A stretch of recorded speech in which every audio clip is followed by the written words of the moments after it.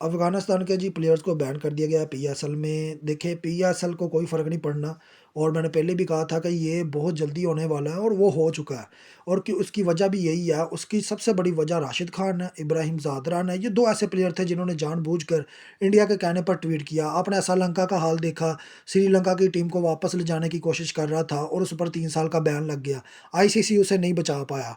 अब जो राशिद खान है कितनी देर खेल लेगा आईपीएल, कितनी देर खेल लेगा मुख्तलिफ फ्रेंचाइज़ की लीग, और उसे आना तो पड़ना है एक टाइम पर पीएसएल पर। लेकिन पाकिस्तान इतनी आसानी से अब अफ़गानिस्तान प्लेयर को शामिल नहीं करेगा और ये बात हकीकत है। देखिए जिस तरह से इंडिया ने बांग्लादेश के प्लेयर्स के ऊपर बैन लगाया अभी पिछले आईपीएल में जब हसीना वाजिद की हुकूमत खत्म होगी, तो अब जो ये पाकिस्तान और अफ़गानिस्तान के दरमियान ये वाक़यात हुए हैं, उसके बाद तो पाकिस्तान किसी सूरत में भी, मैं कहता हूँ कि अफ़गानिस्तान के प्लेयर्स को बर्दाश्त नहीं करेगा, उन्हें मुकम्मल तौर पर ब्लैक आउट कर दिया गया। आप कहेंगे जी उन्हें क्या फ़र्क पड़ेगा? देखिए आने वाला टाइम आपको खुद बताएगा कि उन्हें क्या फ़र्क पड़ेगा। वो खेली जाएँ जितनी फ्रेंचाइज़ लीग खेलनी है, इंडिया की तरफ से सपोर्ट मिल रही है, साउथ अफ्रीका खेल ले, मेजर लीग खेल ले, उसके अलावा आईएलटी खेल ले, आईपीएल खेल ले। लेकिन एक टाइम आता है कि जब वो प्लेयर उधर से हट जाता है और ये साबित हुआ है, कल का पीएसएल में नाम आ रहा है, फ़ाफ डु प्लेसी का आ रहा है, मोइन अली का आ रहा है। आप 100 दफ़ा कह लें वो रिटायर है, वो ये है, वो है, लेकिन फ़र्क नहीं पड़ता कि उसकी वो क्रिकेट अभी बाकी है, वो खेल रहा है। अगर उसकी क्रिकेट बाकी होगी तो अगले साल भी पीएसएल में सेलेक्ट हो जाएगा। लेकिन अफ़गानिस्तान के प्लेयर फिर किसी काम जोग्य नहीं रहेंगे। देखें बीपीएल के अंदर भी कुछ ख़ासा अफ़गानिस्तानी प्लेयर्स को पसंद नहीं किया गया और उन्हें वहाँ पे भी सिलेक्ट नहीं किया गया। इसी वजह से मैं कह रहा हूँ कि जो अफ़गानिस्तान की जो एक सो कॉल्ड बयानिया था कि जी हम पाकिस्तान जाके नहीं खेलेंगे, उस बयानिए को भी धचका लगा कि इंडिया ने उनके साथ कोई सीरीज़ नहीं खेली, ऑस्ट्रेलिया के तल्ले करते रहे। फिर युगांडा के साथ एक जाके टी20 खेला, उन्हें पता चला कि युगांडा तो हमारे मुकाबले की टीम ही नहीं है। अब मैं यही बात कर रहा हूँ कि जो अफ़गानिस्तान ने सोचा था ये बिल्कुल उसके उल्ट हुआ है, यानी कि पड़े हो गया। यानी कि इंडिया ने अपने हाथ जाड़ लिए। इंडिया अफ़गानिस्तान को यूज़ किया, अफ़गानिस्तान के प्लेयर्स को यूज़ किया, अफ़गानिस्तान की क्रिकेट को उन्होंने तबाह कर दिया कि सिर्फ़ पाकिस्तान में आकर वो खेल लेते अफ़गानिस्तान के प्लेयर्स। मेरे ख़्याल में उनको उतनी ज़्यादा सपोर्ट मिलती, उतनी ही ज़्यादा उनकी मार्केटिंग होती, उतनी ज़्यादा उनकी स्पॉन्सरशिप बढ़ती कि वो पाकिस्तान अफ़गानिस्तान का एक टाकरा बनता है। जैसे इंडिया पाकिस्तान का टाकरा बनता है, दूसरा अफ़गानिस्तान वर्सेस पाकिस्तान का भी बनता है।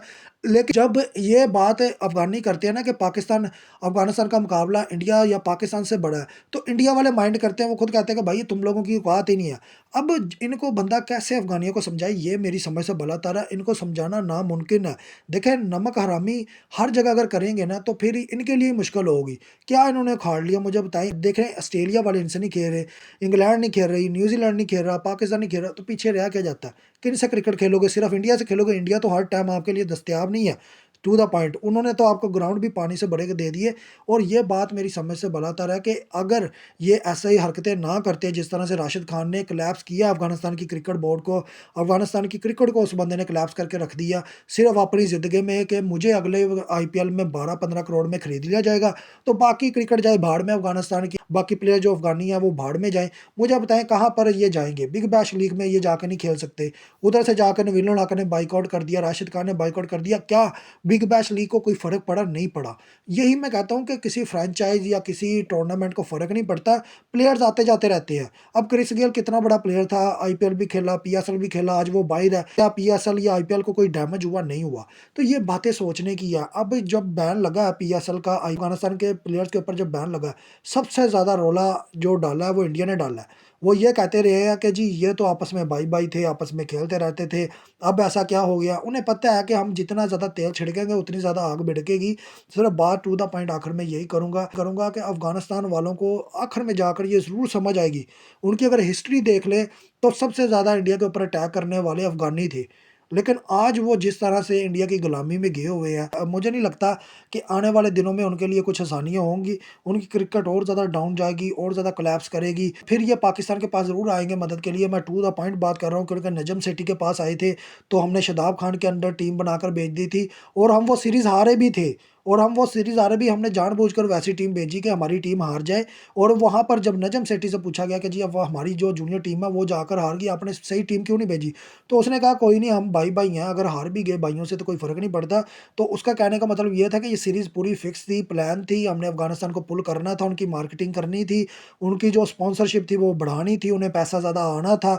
तो वो चीज़ें बहुत ज़्यादा काउंट करती हैं और वो अभी तक अफ़गानिस्तान क्रिकेट बोर्ड को समझ नहीं आई।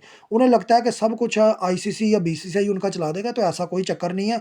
बीसीसीआई को तो अपने लाले पड़े हुए हैं, वो अपने बिज़नेस को बढ़ाने की कोशिश कर रहे हैं, वो तुम लोगों की क्या मदद करेंगे, आगे आप खुद समझदार।